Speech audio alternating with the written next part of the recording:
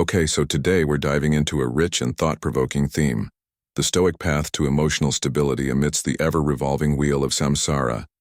It's a bit like trying to find your inner calm in a chaotic world, like keeping your balance on a swaying bridge during a storm. But by understanding the shared wisdom in Stoic philosophy and Balinese cosmology, you'll begin to feel more rooted, less like a sock lost in the cosmic laundry. Picture yourself standing at the edge of constant change, a reality as vast and persistent as the night sky itself. The Stoics, with their unwavering insight into human nature and cosmic order, recognized impermanence not as a philosophical footnote, but as the very foundation of their worldview. Marcus Aurelius, the philosopher-emperor, crafted his meditations, amid military turmoil and personal hardship, not as an abstract exercise, but as a way to build an inner stronghold, a calm sanctuary amidst political storms, loss, and mortality. He didn't deny life's turbulence. Rather, he invited it as a reminder that stability must come from within. Think of it like acknowledging the forecast of rain, not to despair over getting wet, but to choose your clothes, your tools, and your mindset accordingly. His writings reflect not just ideals, but a raw, vulnerable grappling with life's uncertainties, a legacy that urges us to construct a mental fortress of calm, reason, and acceptance, regardless of what swirls outside. This connects seamlessly with the Balinese understanding of samsara, a term that in Hindu-Buddhist thought refers to the endless cycle of birth, death, and rebirth. But in Bali, samsara takes on a more immediate and experiential quality. It isn't just an abstract metaphysical loop, but the everyday dance of change that pervades all aspects of existence. From the subtle fluttering of palm leaves in the breeze to the sudden violence of a tropical storm, Balinese life is steeped in the awareness of this constant fluctuation. It's not just something to be studied, it's lived. The design of their temples and irrigation systems, like the Subak and the towering Meru, reflect this harmony with change, mirroring the movement of water, the shifting of energy, and the flux of time. These structures aren't static monuments, they're metaphors in stone and wood, visual prayers to impermanence flowing with the rhythms of nature. The Balinese don't resist change. They ritualize it, aestheticize it, and adapt to it. It's a culture of ceremonial flexibility, deeply aware that to cling to permanence is to suffer, like grasping at smoke or trying to hold a wave.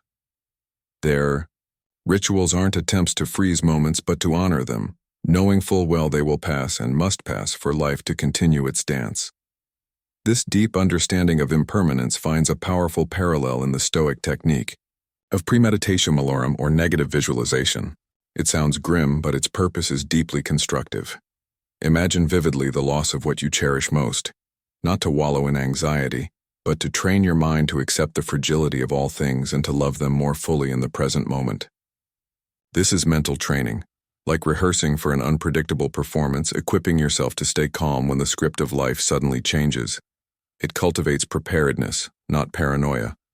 Similarly, the Balinese incorporate transience into their daily offerings, kanangsari, small beautiful gifts made of flowers, incense, and food, placed on the ground and designed to decay. These are not meant to last. In fact, their impermanence is the point. By offering beauty that is destined to disappear, the Balinese practice letting go with grace, training the heart to accept the loss of what is lovely without bitterness. It's a kind of spiritual composting. What fades nourishes what's to come. This ritual mirrors the Stoic practice almost exactly, not in form but in function, reminding us to appreciate what we have without clinging, to act with care but not control, and to release rather than grasp. A core principle in both Stoic and Balinese thought is the discernment between what we can control and what we cannot. The Stoics drew a bright line. Your thoughts, actions, and character are within your power. The weather, opinions of others, and the results of your efforts are not. This clear distinction is liberating. You may not control the storm, but you can control your response to it.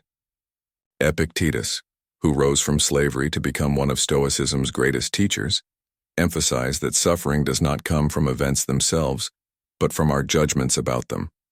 Freedom, then, is internal. In Balinese philosophy, a similar, ideas expressed through the concept of karma phala. The idea that while outcomes are not fully yours to command, the intention and sincerity behind your actions are. This is a powerful spiritual principle. You are not the god of outcomes, but the steward of effort. Whether a ritual brings rain, or whether your prayer is answered, what truly matters is your intention and the integrity of your action. This gives both philosophies a unique blend of humility and empowerment. You're not trying to master the world, you're trying to master yourself. And in that mastery, you find the deepest kind of freedom, not from adversity, but from unnecessary suffering. Ultimately, when you weave together these rich traditions, Stoic rationalism and Balinese ritualism, you arrive at a liberating philosophy of emotional stability grounded in impermanence. You become not a brittle object, easily shattered by life's turbulence, but like bamboo, flexible, enduring, able to bend without breaking. This isn't about numbing yourself or detaching coldly from life's highs and lows. It's about learning to experience them fully without losing your footing. It's about finding peace not in the absence of storms, but in your growing capacity to sail through them with presence and poise. Like a moviegoer engrossed in a powerful drama, you feel the emotions without losing the awareness that it's not your entire reality. You engage fully, yet you're free. Of course, this path isn't easy. Old habits of clinging, fearing, and resisting will resurface. But the more you reflect, the more you practice, the more you offer and observe, the more you choose intention over reaction, the more this inner fortress becomes your home. And in that home you discover the truth that both the Stoics and the Balinese have been whispering all along. While you cannot control the universe, you can govern your response to it. That response, rooted in wisdom and shaped by impermanence, is your greatest strength, your inner superpower. You've started to attune yourself to the truth of impermanence, life's perpetual motion, its dance between formation and dissolution, and have begun to find stability in that awareness. But as you take this deeper inward journey, it becomes necessary to address two powerful internal forces that often disturb this fragile equilibrium: desire and aversion. The Stoics, ancient masters of psychological insight, frequently warned about the dangers of desire, not because they disdained pleasure, but because they understood how attachment to externalities leads to perpetual unrest. Craving wealth, praise, power, or romantic fulfillment places your peace of mind in the hands of forces you cannot control. Seneca, despite his own luxurious lifestyle and political entanglements, regularly wrote about the necessity of temperance, the emptiness of opulence, and the danger of craving more than is needed. He emphasized that the more you chase pleasure or status, the more you entangle yourself in fear, loss, and dissatisfaction, because these things are never stable, never lasting. The very act of desire creates a gap between what is and what is longed for, making it a source of restlessness. As he saw it, true riches are found not in possessions but in self-mastery, reason, and virtue, the inner fortress that stands undisturbed when fortune turns. This Stoic wisdom finds a poetic and spiritual parallel in Balinese philosophy, especially through the lens of Trishna, a Sanskrit term meaning thirst or craving, considered by both Buddhist and Hindu traditions to be a root cause of suffering and the wheel of samsara. In Balinese daily life, this concept is not merely theoretical, it's woven into ritual and art. One of the most visible expressions is the daily offering called kanang sari. These delicate creations of flowers, incense, and food items, arranged with care and devotion, are offered each morning and often swept away by wind, rain, or foot traffic by evening. They are beautiful and symbolic, but deliberately impermanent. If one becomes attached to their form or beauty, sorrow arises the moment they fade. But the Balinese engage in nangaturang, the act of offering, not as a means to possess, but to release. Each offering is an act of letting go, a gentle rehearsal of non-attachment. Some traditional Balinese dances go even further, artistically portraying the fleeting nature of joy, beauty, and material prosperity, reminding the audience that everything, no matter how beautiful, is subject to time and decay. Through these rituals, non-attachment becomes not just a belief, but a daily lived experience, a quiet yet powerful renunciation of clinging that liberates the spirit. Where desire seeks to draw us toward pleasure, aversion does the opposite. It pushes us away from discomfort, fear, and unpleasant experiences. Yet the Stoics were clear. This too is a trap. Aversion creates internal resistance to reality, turning the mind into a battleground of judgment and rejection. Epictetus, who endured a life of hardship as a slave and later as a teacher, saw adversity not as an obstacle to peace, but as the very arena where peace is tested and strengthened. He believed that events are neutral.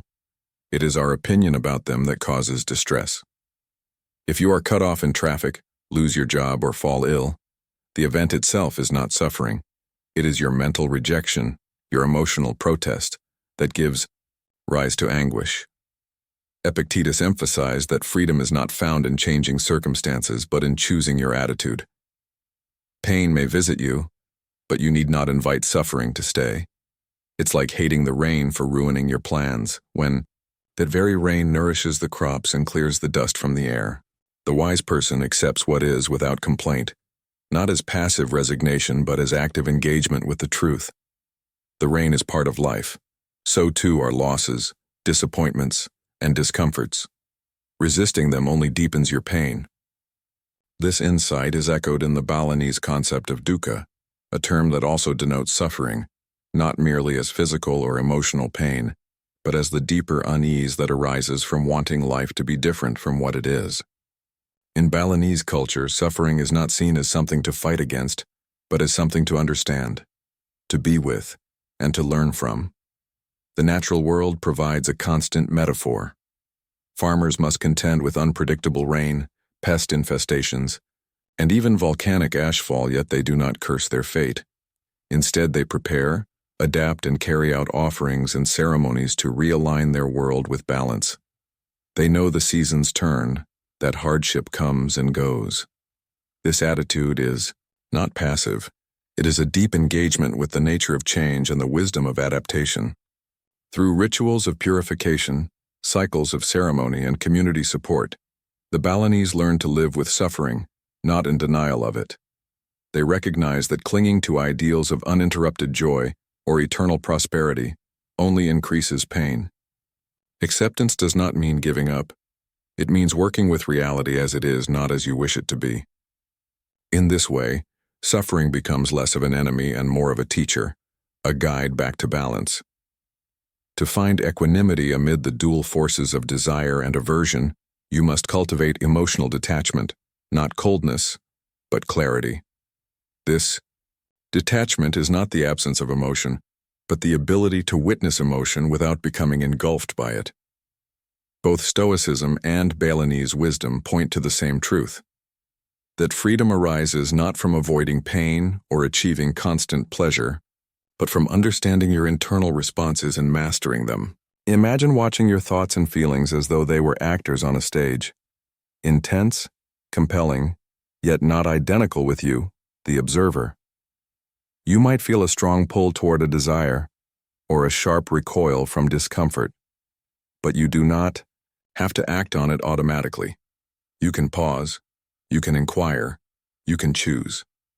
That space between stimulus and response is where liberation lives. When you stop believing every craving must be fulfilled or every discomfort must be avoided, you gain the ability to act from wisdom, not reflex. And in that space, you begin to notice how often the mind tells you, if I only had this one thing, I'd be happy, only for that thing to bring fleeting satisfaction quickly replaced by new longing. Real joy is not in getting what you want, nor in avoiding what you fear. It is in no longer being controlled by either.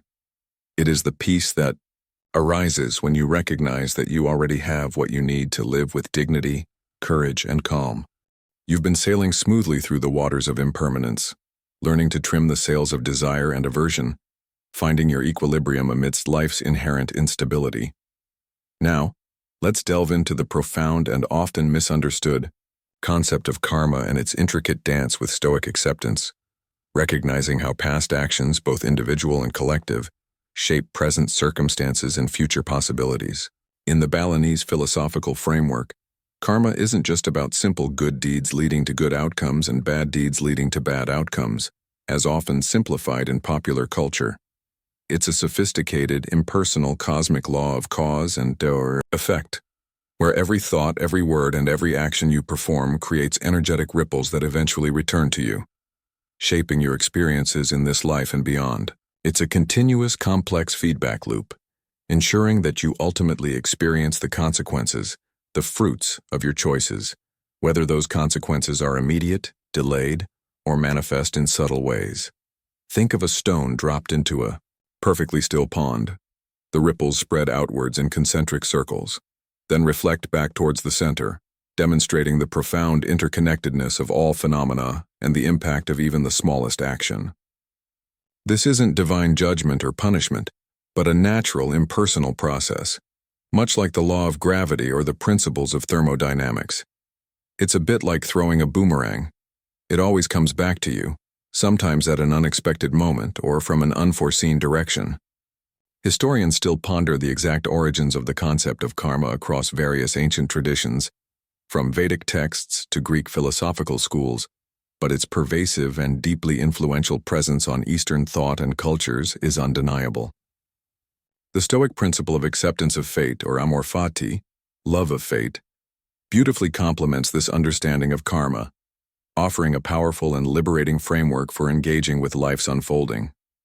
It's not a passive resignation to whatever happens, a surrender to external forces, but an active, even joyful embrace of whatever life brings, recognizing that everything that occurs is part of a larger, interconnected whole, an intricate cosmic design often beyond your immediate human comprehension.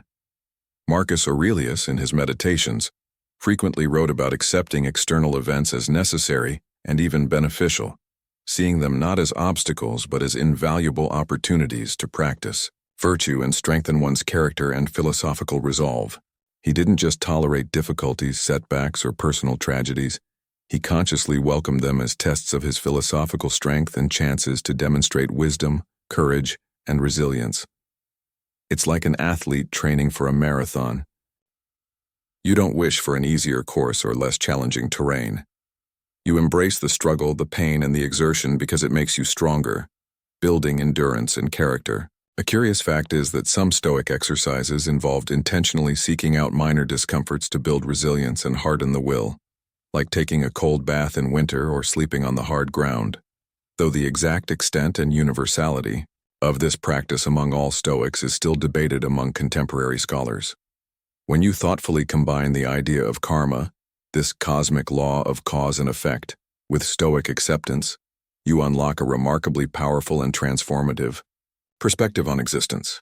You begin to understand that the present moment, with all its inherent joys, unexpected challenges, and even profound sorrows, is not random or arbitrary, but is a direct and logical result of past actions, whether your own choices and efforts, the collective actions of humanity, or simply the neutral, unavoidable events of a dynamic, interconnected universe in constant motion. This doesn't mean you can't strive for improvement, work towards a better future, or exert your agency, dear. The contrary, it means you approach the present with a profound sense of responsibility and unwavering equanimity, knowing that what you face is a consequence of what has been. You accept what is, not as an unchangeable, immutable decree or a sign of weakness, but as the current state of affairs, the starting point, and then you act with wisdom, virtue, and conscious intention to skillfully shape future outcomes, knowing that every new action creates new karma. It's like being dealt a specific hand of cards in a game of chance.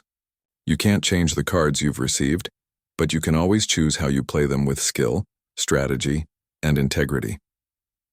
Consider the myriad daily challenges and seeming misfortunes you inevitably face. A delayed flight that throws off your entire schedule, a misunderstanding with a friend or colleague that causes momentary distress, a sudden illness that disrupts your well-laid plans, or even significant global crises.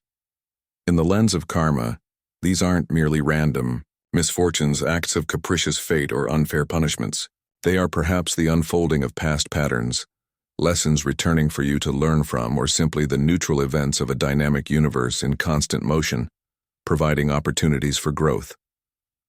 Your Stoic response is to accept these events without complaint, without resisting their reality, and to find the inherent opportunity within them to practice virtues like patience, resilience, kindness, creative problem-solving, or courageous acceptance. The Balinese perform intricate ceremonies to appease the forces of nature, to purify negative karma, to restore spiritual and communal balance, and to express gratitude, often involving elaborate offerings, communal prayers, and sacred dances. These acts aren't about trying to magically change fate or avoid consequences, but about aligning oneself with the cosmic order, demonstrating humility, and cultivating a harmonious relationship with existence, understanding that harmony brings positive karmic effects.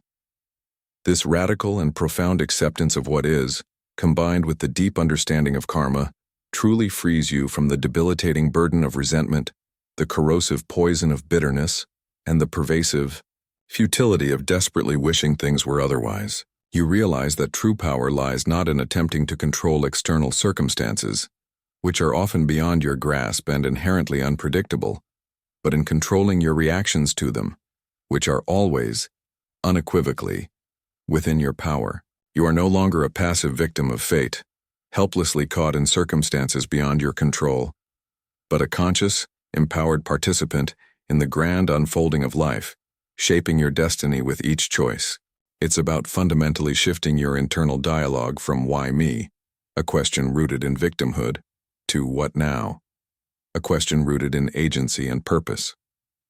You learn to embrace the profound lessons that each experience offers, even the most painful or seemingly unjust ones, recognizing them as catalysts for growth, understanding, and deeper wisdom. The journey might be winding, full of unexpected turns, and sometimes you might feel lost or overwhelmed by the apparent injustices of life. But remember, every conscious step you take, every choice you make with intention, with virtue, and with awareness is shaping your path forward. And by embracing the present moment fully, you walk with profound purpose, enduring peace, and true inner freedom. You've journeyed through the rivers of impermanence, navigated the treacherous currents of desire and aversion, and understood the profound depths of karma and acceptance, laying a solid, unshakable foundation for inner peace. Now, let's explore how these deep insights translate into equanimity in action, a powerful state where you can engage fully, effectively, and meaningfully with the world without being emotionally swayed, perturbed, or disturbed by its inherent chaos and unpredictable nature. The Stoics placed immense importance on virtuous action, emphasizing that such action was not undertaken for external reward, public recognition, or fleeting applause, but precisely because it was the only true good, inherently valuable in itself, regardless of the immediate outcome. They believed that your actions should always align with reason, with nature, and with the inherent principles of justice, courage, and temperance, acting with integrity in every situation.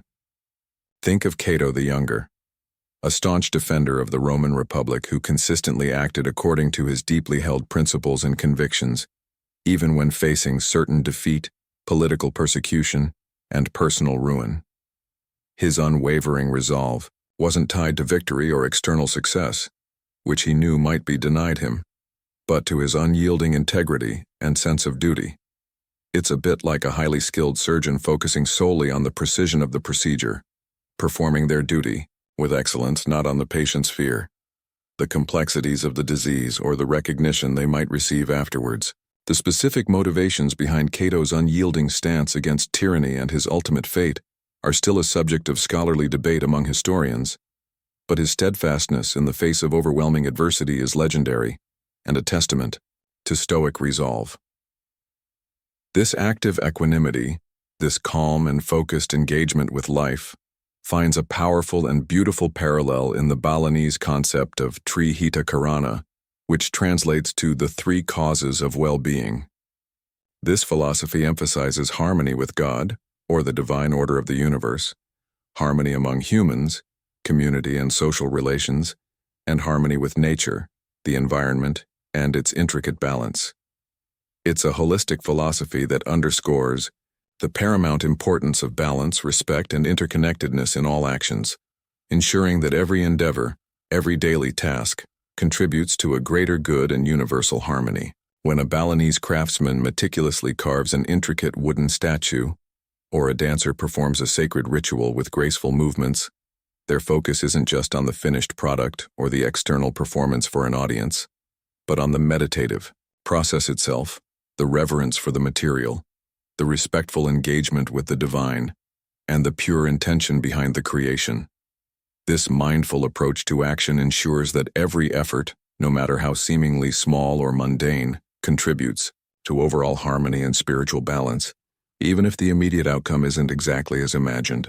There's a fascinating lesser-known fact that some Balinese artisans will even consult spiritual guides or perform purification rituals before beginning a new project, underscoring the deep integration of spiritual intent, communal well-being, and ecological awareness into their daily work and creative processes. To consistently cultivate Stoic equanimity in your daily life, in every moment, you must diligently practice mindful engagement.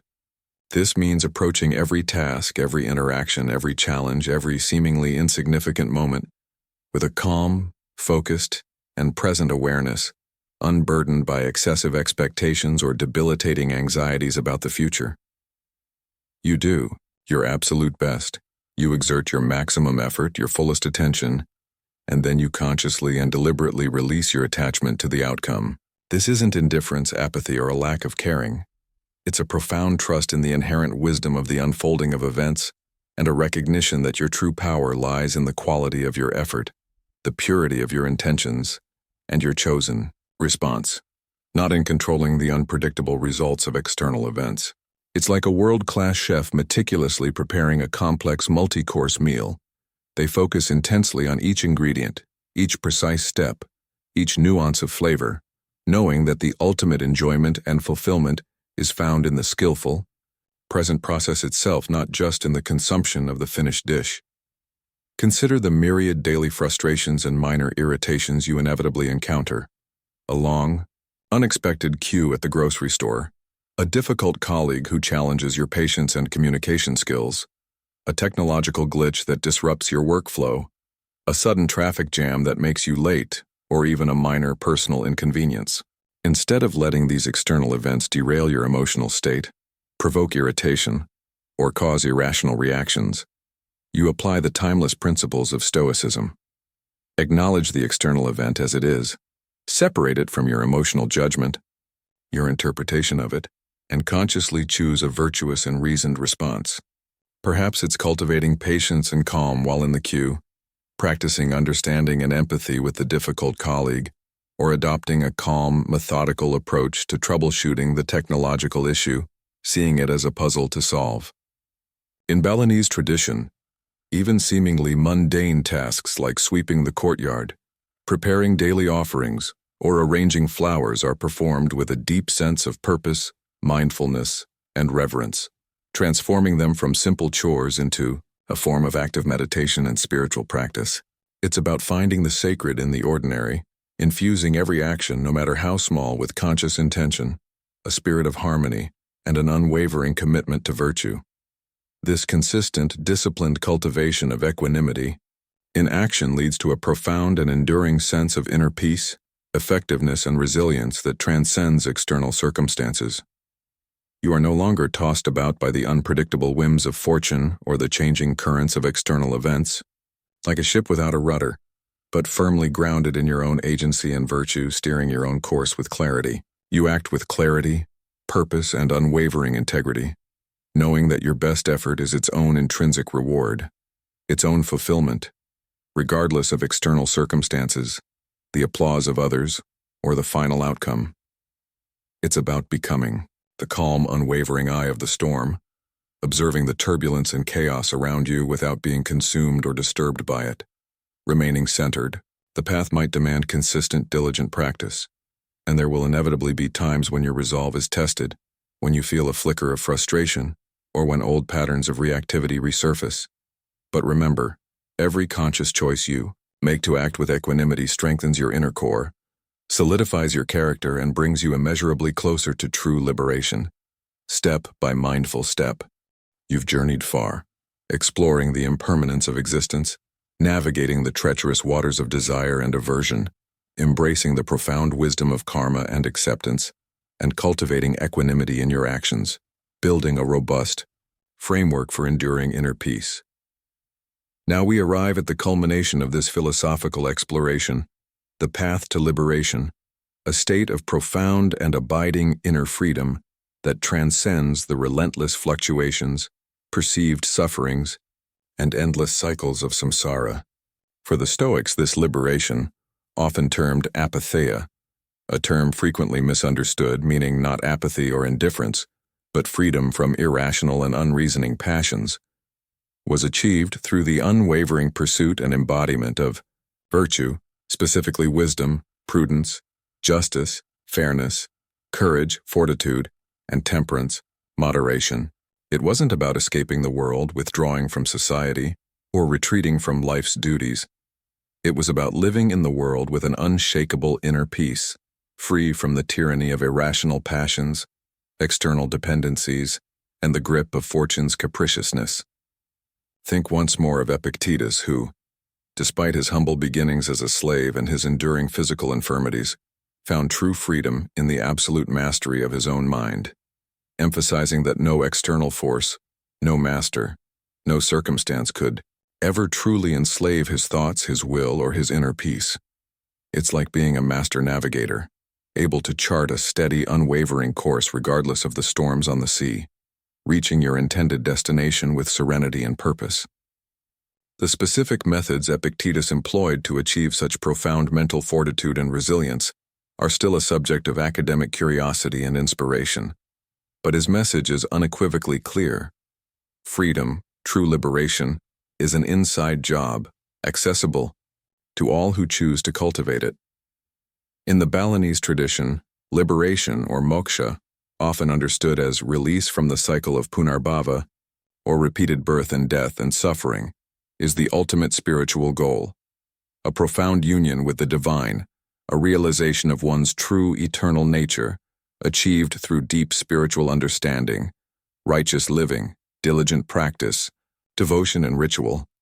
It's not a sudden, instantaneous event or a single magical breakthrough, but a gradual, organic unfolding, a deepening awareness of your true interconnected nature and your harmonious place in the cosmic order. You might observe the intricate daily rituals in Bali, the elaborate offerings meticulously prepared, the sincere prayers chanted, the mesmerizing temple ceremonies performed with grace, the sacred dances that embody ancient myths, all designed to purify the mind, connect with the divine, and cultivate a sense of profound harmony and balance that ultimately leads to spiritual freedom and enlightenment. It's a continuous, communal spiritual journey, a gentle yet persistent ascent towards a higher state of being, enriching every facet of life and permeating the very air you breathe. There's a charming, little-known fact that some Balinese families will meticulously trace their lineage back through many generations, believing that ancestral virtues and accumulated positive karma contribute significantly to one's spiritual progress and the overall well-being of the entire community, a testament to their deep-rooted interconnectedness. The profound convergence of these two seemingly disparate philosophies, the pragmatic discipline of Stoicism and the holistic, artistic wisdom embedded in Balinese philosophy, reveals a universal and liberating truth. True freedom is an internal state, an unshakable inner peace that is independent of external circumstances, desires, or fears. It's not found in acquiring more wealth, achieving more accolades, gaining more power, or desperately escaping less desirable situations. Rather, it's discovered, cultivated, and sustained in the skillful management of your inner world, in consistently aligning your thoughts, words, and actions with reason, virtue, and compassion, and in accepting the unfolding of life with grace, humility, and profound understanding. You become the conscious artist of your own experience, meticulously painting a life of purpose, tranquility, and profound meaning, even amidst the inevitable chaos, unpredictability, and suffering of the external world. It's about realizing that the very prison bars that seem to hold you captive were always an illusion, meticulously constructed from your own attachments, irrational judgments, unexamined desires, and resistance to what is. To truly walk this path towards enduring liberation, towards this profound inner freedom, you must cultivate consistent self-awareness and commit to diligent daily practice. It's not enough to intellectually understand these profound concepts or to merely nod in agreement.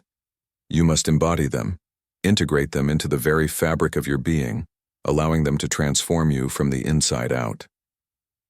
Every challenge you encounter becomes an invaluable opportunity to apply Stoic principles of discernment, reasoned response, and resilience. Every moment, every interaction, becomes a chance to practice Balinese principles of harmony, balance, mindfulness, and compassion. You learn to observe your thoughts and emotions without judgment, to regulate your reactions with reason and wisdom, and to act with unwavering integrity, kindness, and deep compassion for all beings, recognizing your shared humanity.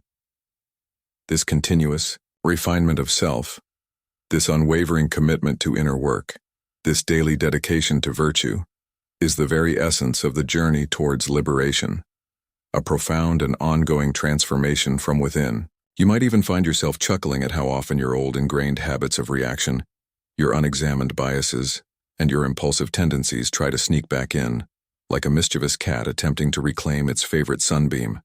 But with conscious awareness and gentle redirection, you guide yourself back to your chosen path.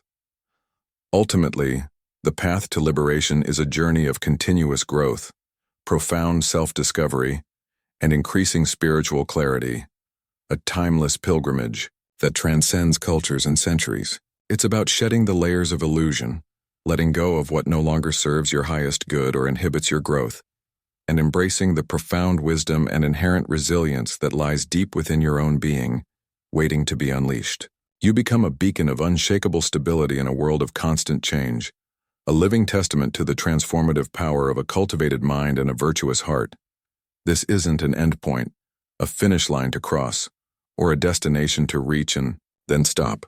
It's a continuous becoming, an ongoing process of unfolding, a graceful, conscious dance with the cosmos where you move with purpose, serenity, and an ever-deepening sense of inner freedom and connection. As the sun begins to gently set, casting long, peaceful shadows across the tranquil landscape and the gentle breeze whispers softly through the trees, you feel a profound sense of peace settling deeply within you, a quiet, knowing understanding that you are exactly where you need to be, always evolving, always free, dancing in the grand cosmic ballet of Samsara with equanimity and profound joy. End of script. Thank you for listening, everyone.